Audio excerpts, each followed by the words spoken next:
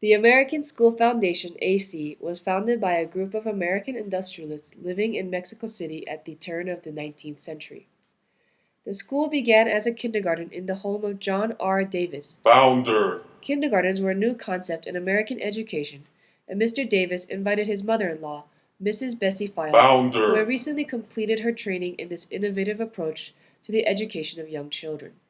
The first 9 children to enroll in the kindergarten class on August 6, 1888, were children from American, Mexican, and British families who wanted the best in modern education taught in English for their children.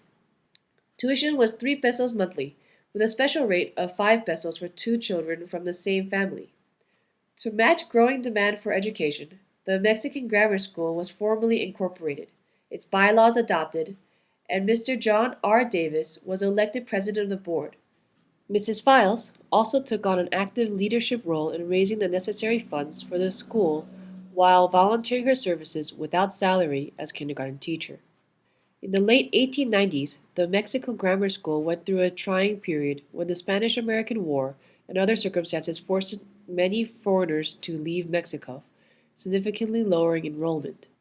With insufficient funds, hiring qualified personnel for the school was a challenge, but the president of the board at the time, Mr. Charles E. Cummings, pulled the school through, hiring Mr. H. Cronin, who was willing to act as the school principal for whatever money was left after the expenses had been met. By 1902, the enrollment had increased considerably, to between 475 and 500. There were 27 instructors and a high school was added to the grammar school. The school continued in Colonia San Rafael on Calle Industrial No. 15. However, noting that many families were moving southward to Colonias Juarez and Roma, a kindergarten and a first grade were opened in Colonia Roma. Despite setbacks from the Mexican Revolution and epidemics, the school continued to grow, and by 1919 an overwhelming need was felt for a larger school, one located nearer to the main residential section, where the branch kindergarten and first grade had already been established. Meanwhile, Mr. S. Bowling Wright became a board member of the American School in 1919 after a memorable incident his oldest son retells lovingly. I was sitting in my first grade class when the legs of my little chair sank right into the floor. It was hilarious, and I couldn't wait to get home to tell the family what a good time we'd had at the school that day. My father didn't think it was funny. The next day he appeared in the classroom and examined the floor. Termites. Mr. Wright played a key role in obtaining the school's next location after some setbacks with raising funds for the new building. He approached and persuaded Mr. Edward W. Oren, the developer of Colonia Roma, to donate a tract of land comprising 7,143 square meters and to put down an advance to begin construction. Meanwhile, in order to maintain the school's non-profit status and to ensure its longevity as an educational institution committed to an American education in English, ASF became fully incorporated on July 19, 1921. Among the many members involved, some were elected for Founders membership. In the following year, Mr. Lewis Lamb, an architect, and his son Lewis Jr. planned the building without cost to the foundation, and the cornerstone to the building was laid on February 22, 1922. By 1930, 761 students were enrolled with 23 different nationalities represented, and in 1931, the foundation became a fully accredited member of the Southern Association of Colleges and Secondary Schools. When Plutarco Elias Calles was president, the educational system in Mexico was placed under federal supervision. The Mexican government required proof that schools in the U.S. could give instruction in the Spanish language before it would allow the American school in Mexico to continue instruction in the English language. Henry Kane, the superintendent at the time, went to the United States and brought back proof that 10 counties in Texas could meet that requirement. As such, in 1934, the school was incorporated into the Secretaría de Educación Pública.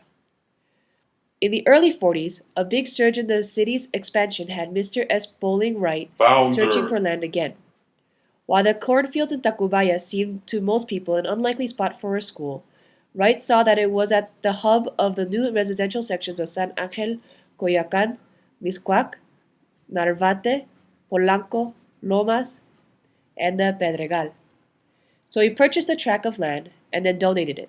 On that land today stand all the buildings of the American School, the ABC Hospital, St. Patrick's Church, and the capital city Baptist Church. Sears Roebuck de Mexico bought the Insurgentes School and established the first Sears in Mexico City. While Sears paid the school a generous amount for the time, as luck would have it, the Ciudad Universitaria in the Pedregal was being built at the same time, and so cement could only be found on the black market.